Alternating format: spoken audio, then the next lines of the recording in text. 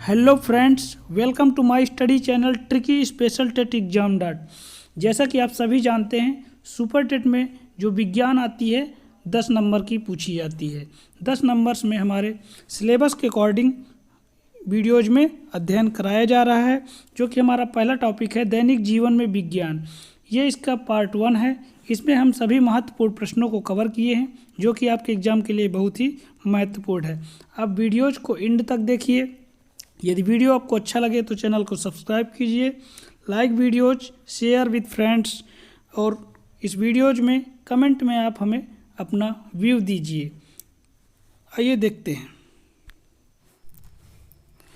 Friends, यहाँ पर हम साइंस यानी विज्ञान को अध्ययन कर रहे हैं, जो कि हमारे सुपर टेट के लिए बहुत ही इम्पोर्टेंट है।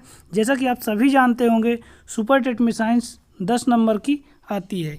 ये हमारा सिलेबस है, जिसमें से हमारा पहला टॉपिक है दैनिक जीवन में विज्ञान, दूसरा गति, तीसरा बल, चौथा ऊर्जा, पांचवा दूरी और छठवां प्रकाश, ध्वनि, स्वच्छता एवं भोजन, पर्यावरण एवं प्राकृतिक संसाधन, पदार्थ एवं पदार्थ की अवस्थाएं, अम्ल, क्षार एवं लवण, धातु, अधातु एवं मानव शरीर। इतना ही हमें सुपर टेट के लिए पढ़ना है, जिसमें से हमारा पहला टॉपिक है दैनिक जीवन में विज्ञान। यहाँ पर हम देखेंगे कि जो विज्ञान है उसका किस तरह से उपयोग होता है, वर्तमान में हमारे जीवन प्रणाली में कैसे उपयोग होता है। इसमें से कुछ हमारे महापुरुष हैं, वैज्ञानिक हैं, जो कि विज्ञान के क्षेत्र में कार्य किए हैं। आइए देखते हैं। पहला है हमारा चरक।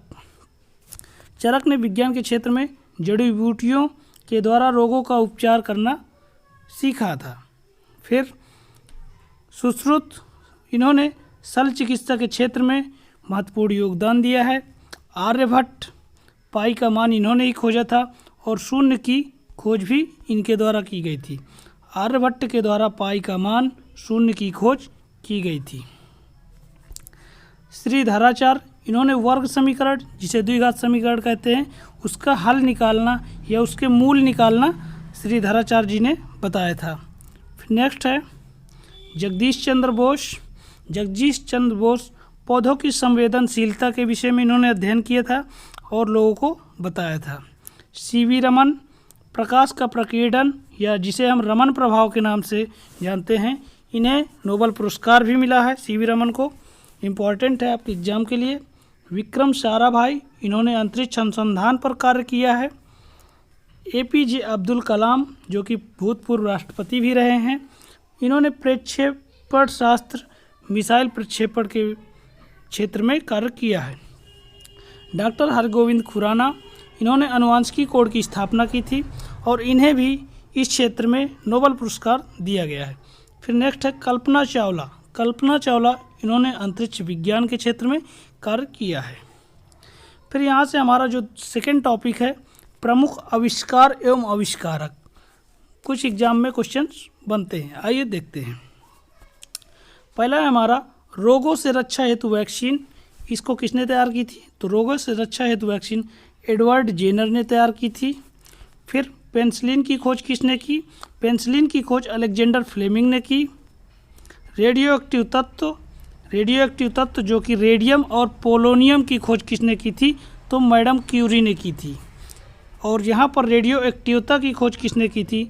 तो रेडियो एक्टिवता की खोज हेनरी बैकुरल ने की थी। यहीं पर दोस्तों कन्फ्यूजन होती है कि रेडियो एक्टिवता और रेडियो एक्टिव तत्व दोनों में ही अंतर है। जब आपका क्वेश्चन आए रेडियो एक्टिवता की खोज किसने की थी, तो हेनरी बैकुरल को लगाइएगा।